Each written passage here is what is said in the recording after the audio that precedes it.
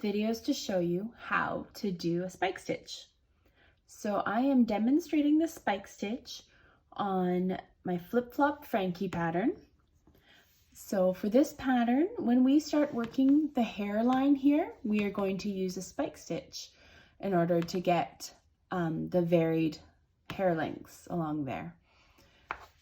So what I have done to start, I've done the first repeat here, and over here I've done my color change, and then I have the first 4 stitches for the first repeat, and we're going to continue on from here.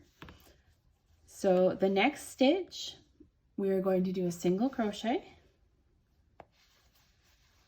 and then what the pattern's asking you to do is to do a spike stitch in the stitch 1 round down.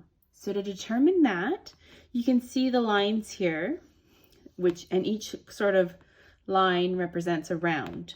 So instead of going into the stitch up at the top here where you normally would, you want to jump down 1 row, and you're going to insert your hook into that space instead of at the top.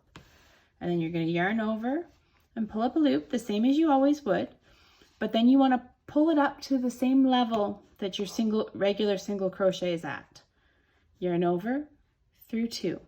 So you're still doing a single crochet, you're just inserting your hook in a different spot rather than up at the top of the stitch. So now to work your next stitch, you don't want to work over here in this stitch. You've kind of covered it up with your spike stitch.